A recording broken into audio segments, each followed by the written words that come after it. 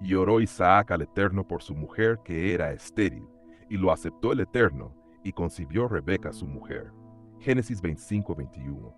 La esterilidad de Rebeca no es un simple dato biográfico, es parte del misterio divino que atraviesa toda la historia de los patriarcas.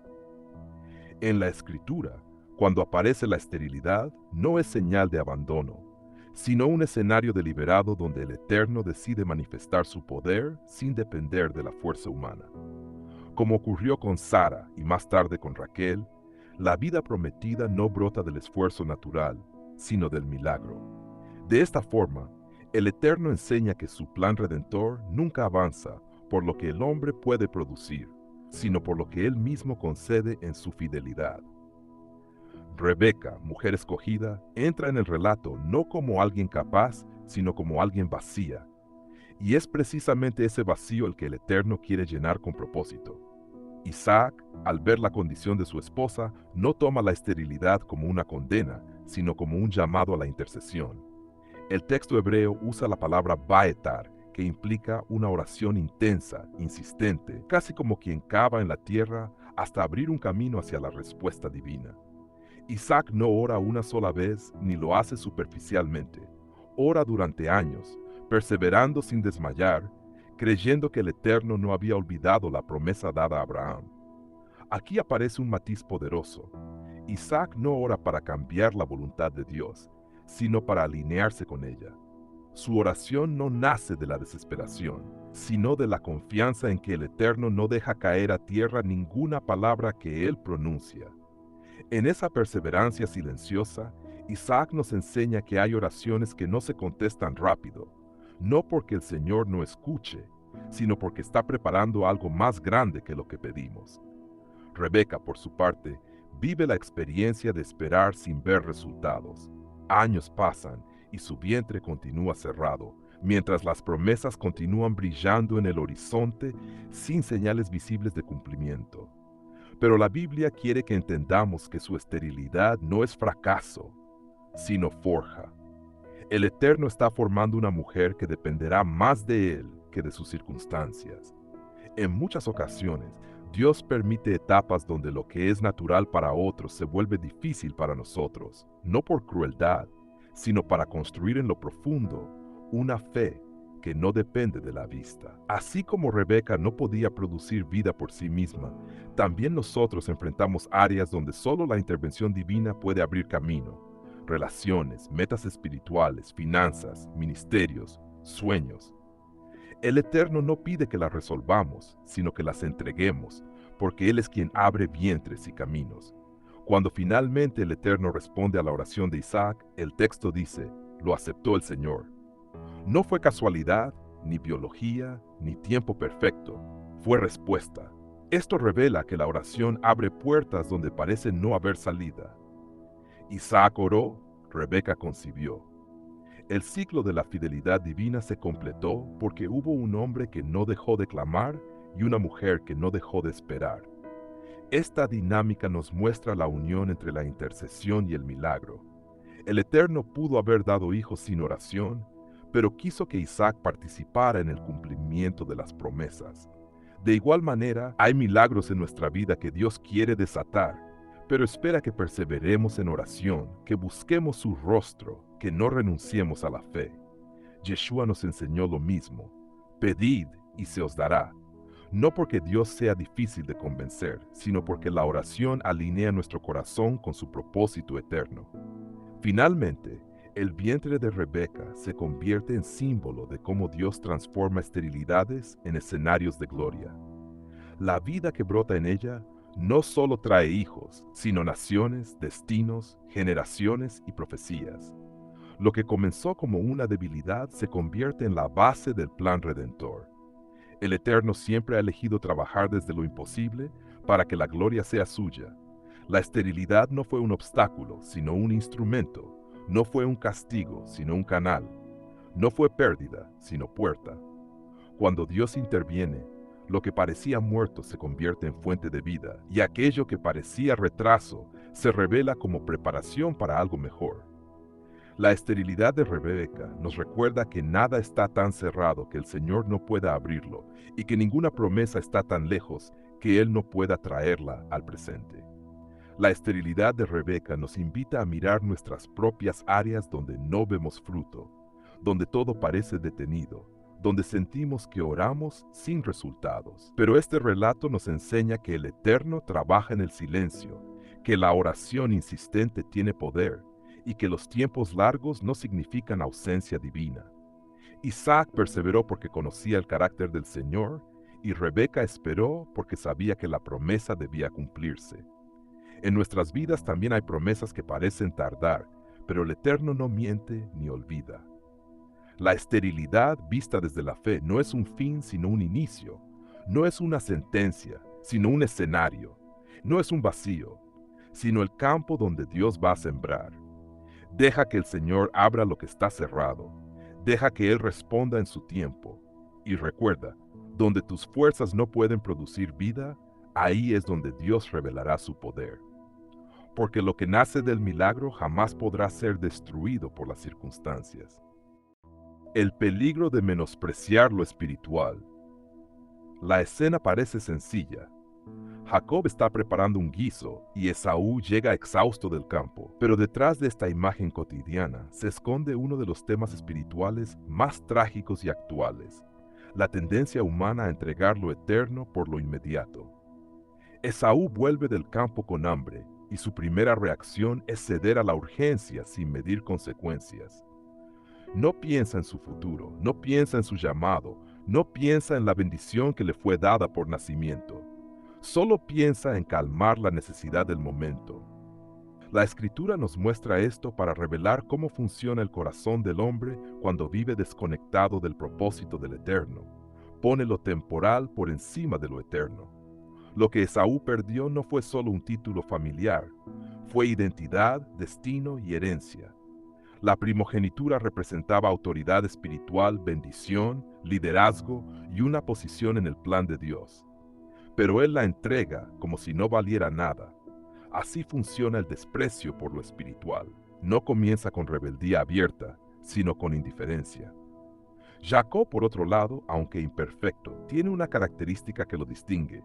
Valora las cosas del Eterno. Él no cocina lentejas por maldad, sino porque reconoce que la primogenitura tiene un peso y entiende que Esaú no la está cuidando. Jacob representa al creyente que anhela lo espiritual, que desea las promesas, que no toma a la ligera lo que Dios otorga.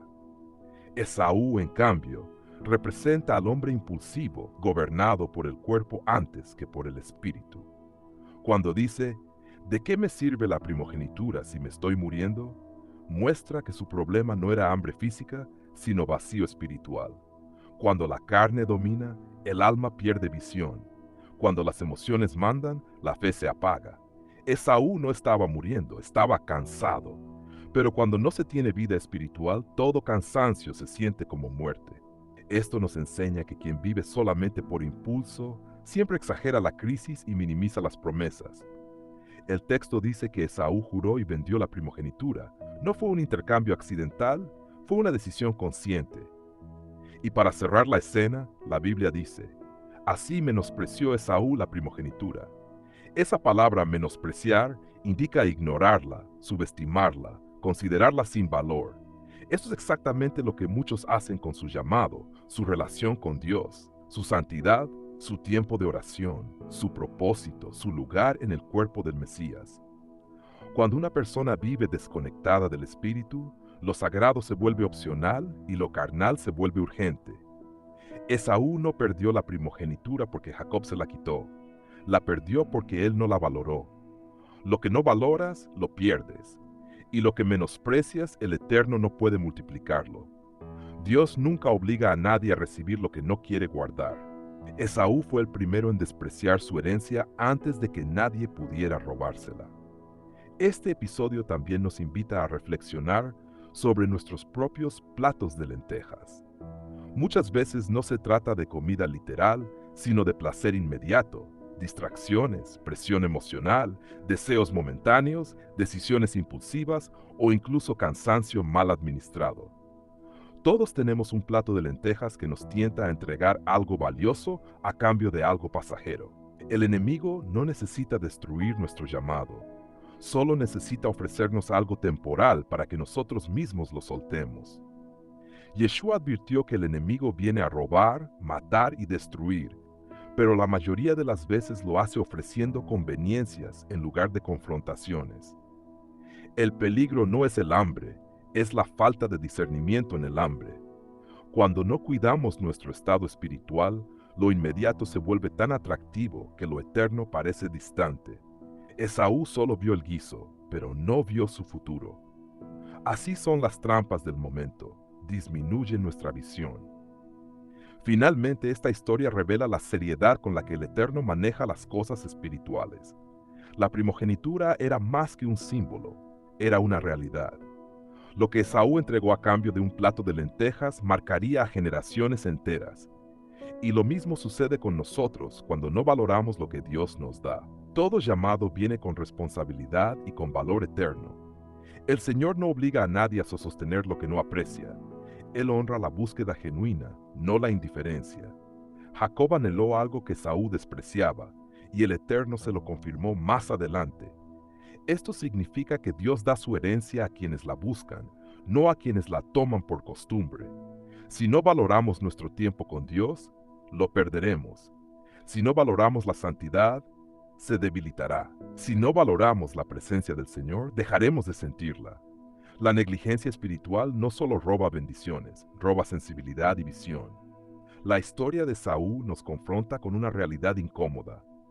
Todos, en algún momento, hemos cambiado algo eterno por algo temporal, pero el Eterno nos invita a despertar antes de que el intercambio sea definitivo. Nos llama a valorar lo espiritual por encima de lo emocional, lo eterno por encima de lo inmediato, y el propósito por encima del placer. Que no seamos como Esaú, que lloró después lo que menospreció primero. Que seamos como Jacob, hambrientos por lo que viene de Dios. Examina tu corazón. ¿Qué plato de lentejas te está tentando? ¿Qué estás poniendo en riesgo? ¿Qué estás minimizando? Recuerda, lo que viene de Dios vale más que cualquier satisfacción momentánea. Guarda tu primogenitura espiritual, porque lo que el Eterno te ha dado tiene un peso eterno, un propósito eterno y una recompensa eterna.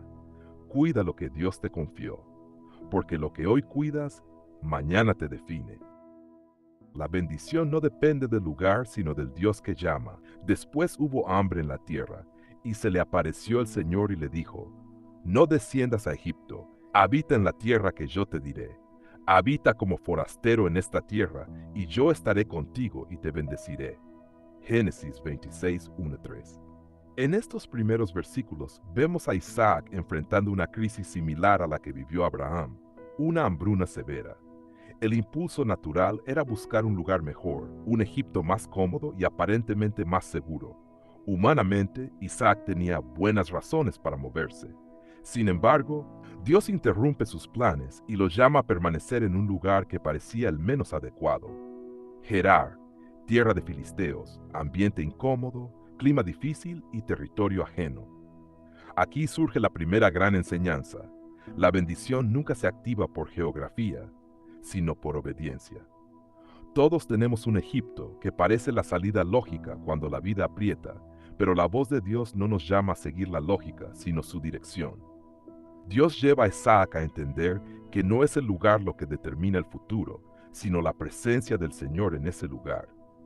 Cuando Dios le dice, habita como forastero en esta tierra, le está diciendo que permanecer en un sitio incómodo es parte de su proceso.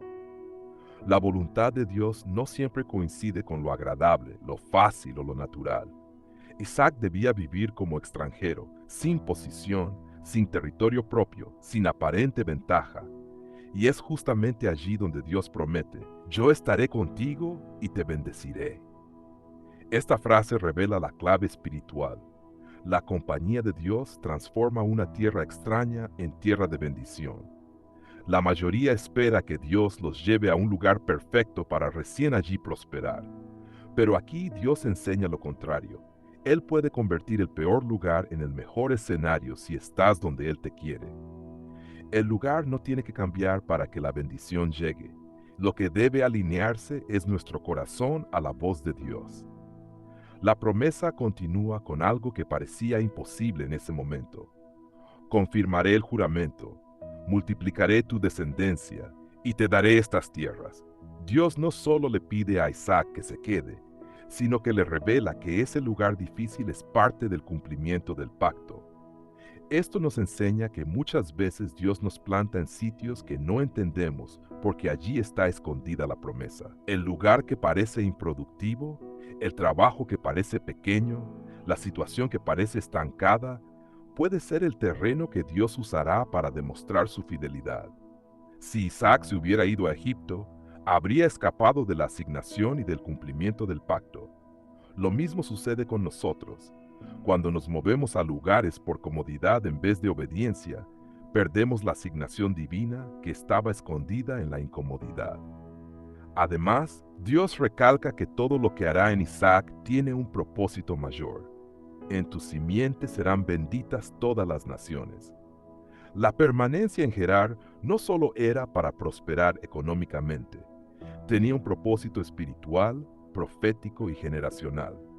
Dios no manda a Isaac a quedarse para sobrevivir, sino para dar testimonio, para continuar el pacto y para convertirse en un canal de bendición para otros pueblos. Esto nos enseña que la obediencia en lugares difíciles nunca es solo personal, siempre afecta a otros.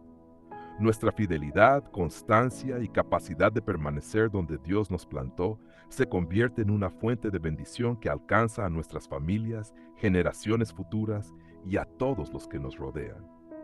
Finalmente, Dios declara que hará esto por cuanto Abraham oyó mi voz y guardó mis mandamientos. Esto recuerda que la bendición de Isaac no era resultado de habilidad, sino del pacto, de la herencia espiritual y de la fidelidad divina. La bendición descansa en aquel que llama, no en el terreno donde estamos parados. Si el Señor está contigo, la tierra será fértil. Si Él te guía, las puertas se abrirán. Si Él te envía, la provisión seguirá tus pasos. Gerar sin Dios era tierra seca, pero Gerar con Dios se convertiría en el lugar donde Isaac cosecharía 100 por 1. Nada de esto dependía del clima, del suelo o del contexto, sino del Dios que dijo, quédate aquí. La historia de Isaac en estos versículos nos recuerda una verdad eterna. La bendición no depende del lugar donde estás, sino del Dios que te llamó a estar allí.